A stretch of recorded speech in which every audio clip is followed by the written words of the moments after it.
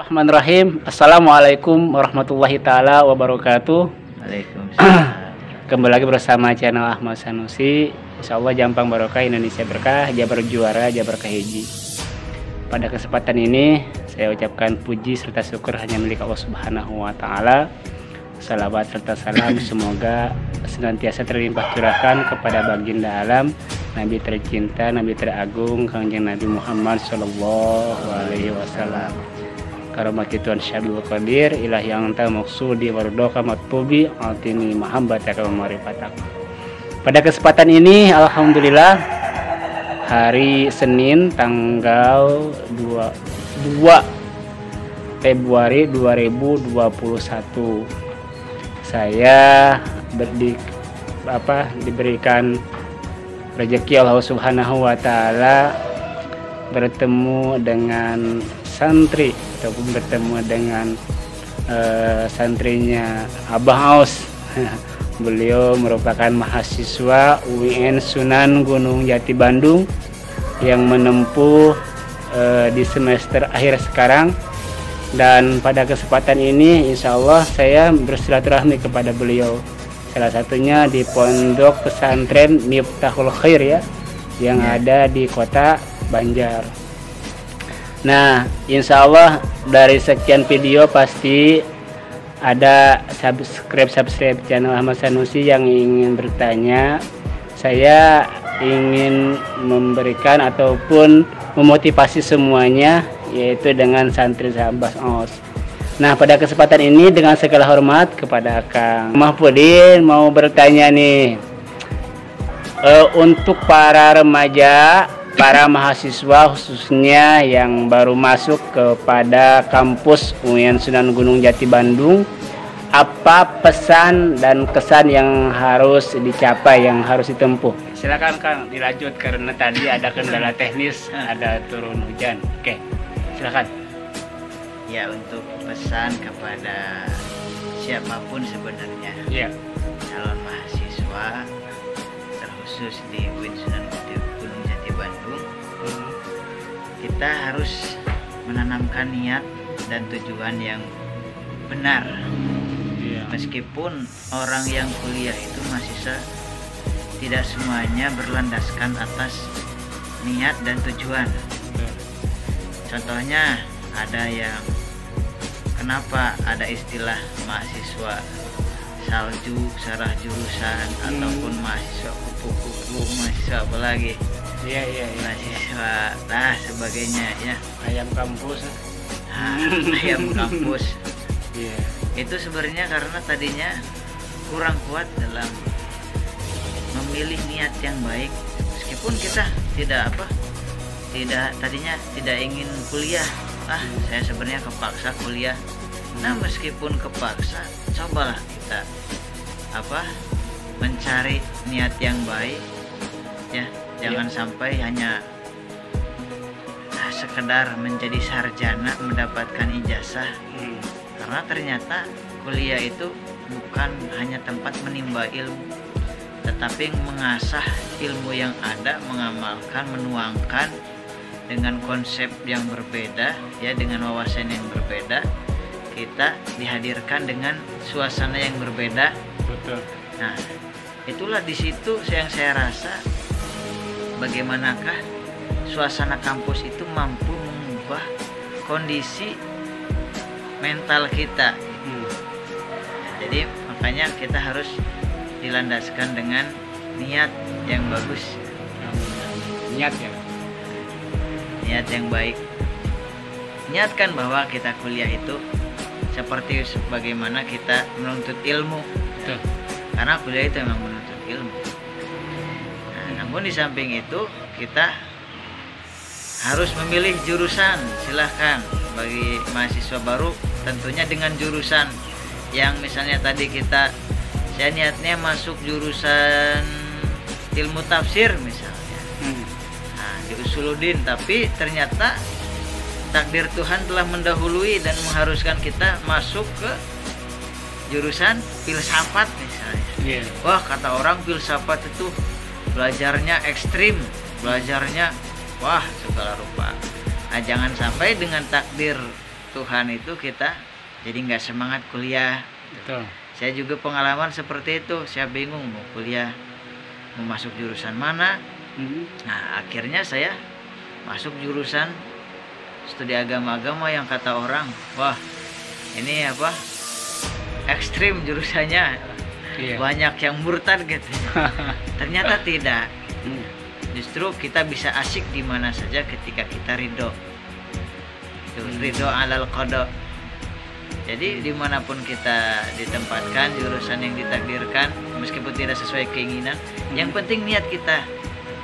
Kita mau jadi artis, mau jadi pedagang, mau jadi YouTuber kayak Mang Ahmad, Insyaallah, mau jadi kiai apapun. Amin. Yang penting niat yang baik, niat yang baik, amal yang baik. Jangan kita takut buruknya apa? Jangan takut jadi kata orang buruk. Nah, yang kita harus takutkan adalah amal buruk. Jangan takut apa? Dikatain orang buruk. Betul. Katain orang apa, jurusan kamu pasti gitu. Mindernya itu. Ketika kita bergabung dengan teman yang lain, wah jurusan mah gitunya. Jadi kita nggak semangat. Padahal sama saja. Seperti itu. Siap. Terus pesan-kesan untuk siswa-siswi remaja nih Kang. Kebetulan kan di negara kita sudah banyak pesantren-pesantren, tapi masih ada juga yang belum mondok, misalkan belum pesantren. Gimana nih pesan-pesan untuk khususnya siswa-siswi, kalau tadi kan untuk remaja ya, meningkat jadi mahasiswa. Silahkan, karena ini kita istilahnya memotivasi, tujuannya dakwah, memotivasi siswa-siswi yang berada di bawah kita istilahnya ke masa depan. Karena pada kesempatan ini kan masa zamannya itu bukan zaman seperti dulu lagi gitu ya. Zamannya kita sekarang itu zamannya teknologi, zamannya zaman lebih dari modern gitu ya. Zaman milenial gitu ya, super milenial. Gimana Kang pesan-pesannya untuk siswa-siswi yang khususnya akan ini nanti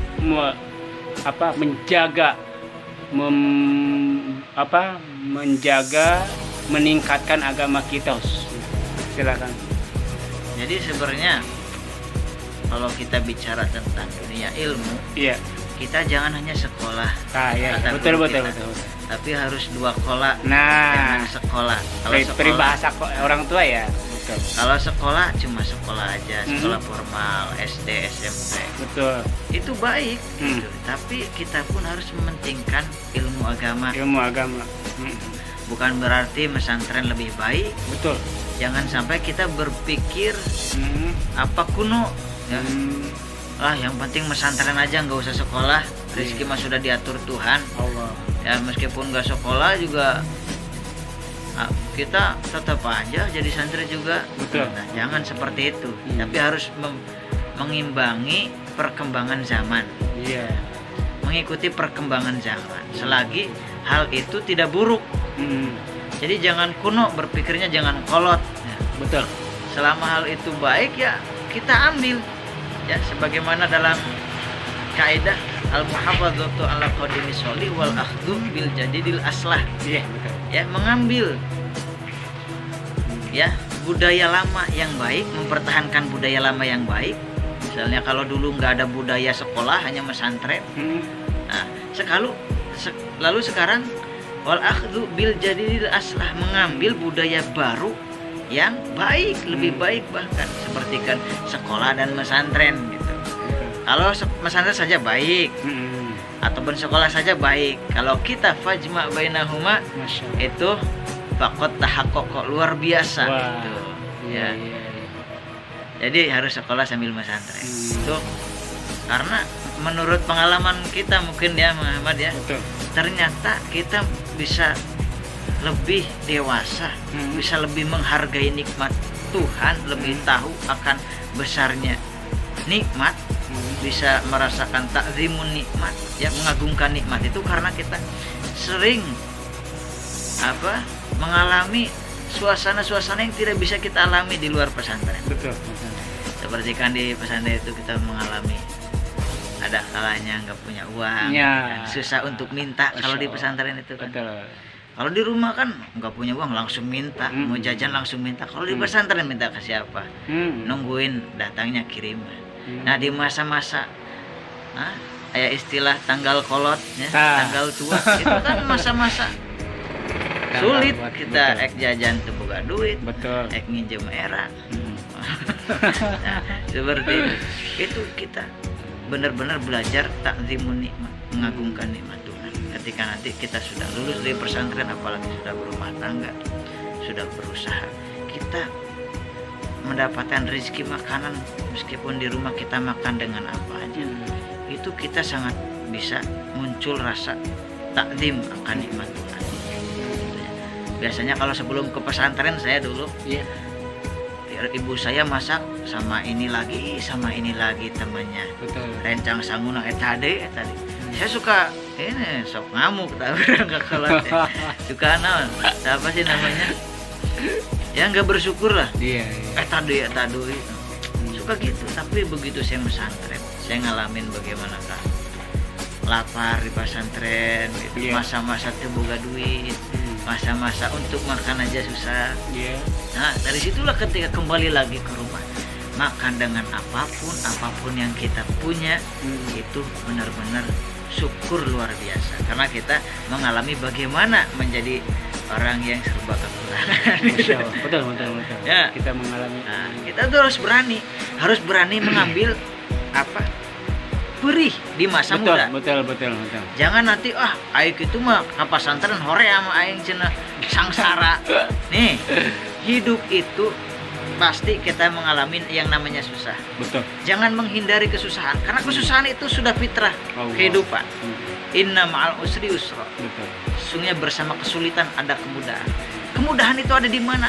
Setelah kesulitan. Kalau kita masa muda nggak mau menjadi orang sulit, di rumah aja mending makan enak, tidur nyenyak. Betul.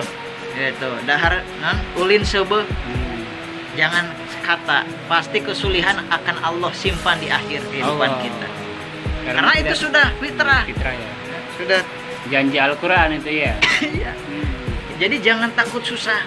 Kehidupan di pesantren itu susah, kita bersama teman. Teboga duit sarua jeung babaturan. Kita punya uang, teman nggak punya, kita jajan bareng-bareng. Kita nggak punya uang, teman punya, kita dikasih, saling. Itulah belajar kita hidup bersosial di pesantren. Tapi kalau nanti kita dikasih kesusahan, ketika sudah keluar pesantren, itu ngeri. Masuk cari kerja, udah mulai lulus sekolah susah cari kerja. Itu karena dulunya poya-poya waktu sekolah.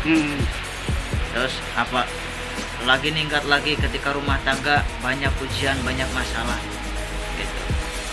Nggak kuat menahan badai bahtera rumah tangga, bisa-bisa kita mendapat masalah sampai bercerai. Itu karena tadinya tidak terbiasa dengan adanya ujian-ujian. Jadi kita hidup di pesantren itu terbiasa dengan badai, ombak, angin, topan, udah terbiasa. Jadi ketika ada masalah yang kata orang lain masalah, kita anggap biasa aja ini mah. Nah, karena kita sudah pandai mengambil hikmah gitu ya. Iya. Hikmah dari kesulitan ketika kita mondok. Jadi jangan sampai Anda tidak mau pesantren karena ingin terbebas dari zona yang bergebu-gebu. Jangan terdiam di zona nyaman. Yang sebenarnya kita nanti harus dipaksa dengan oleh Tuhan harus masuk ke zona-zona yang kita tidak sukai.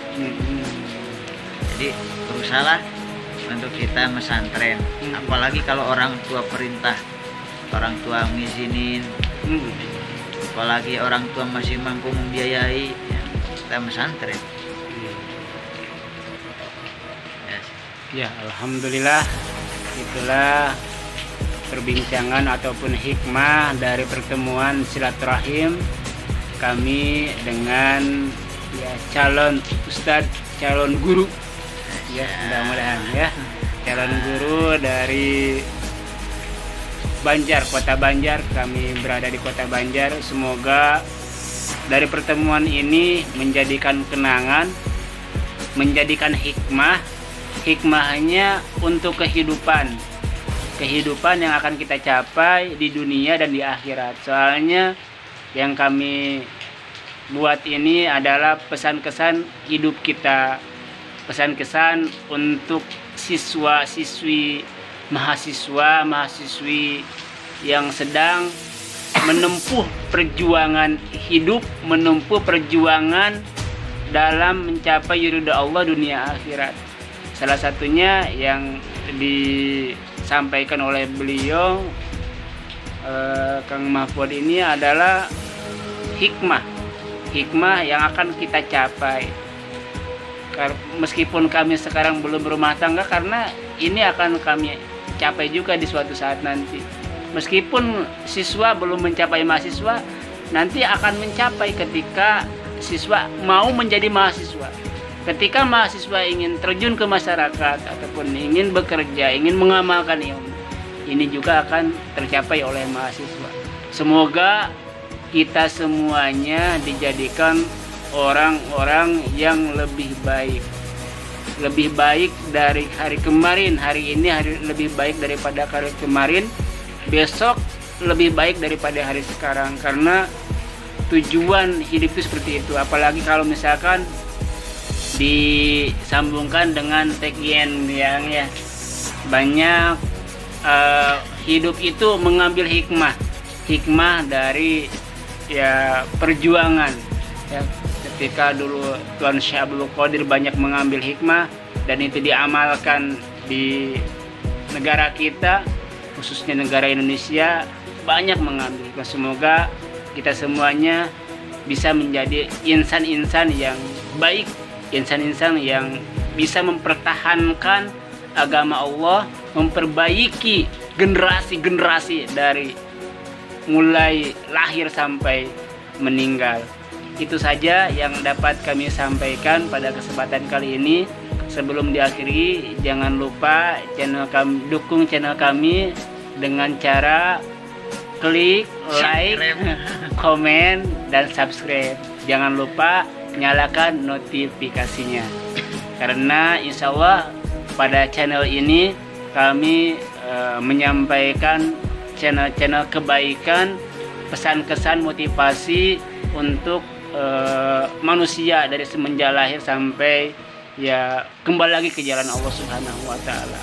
Itu saja yang dapat kami sampaikan pada kesempatan kali ini. Banjar, Kota Banjar, tanggal 2 Februari 2021. Billahi fisabilil haq, wallahu muwaffiq ila aqwamit thariq. Wassalamualaikum warahmatullahi taala wabarakatuh. Waalaikumsalam.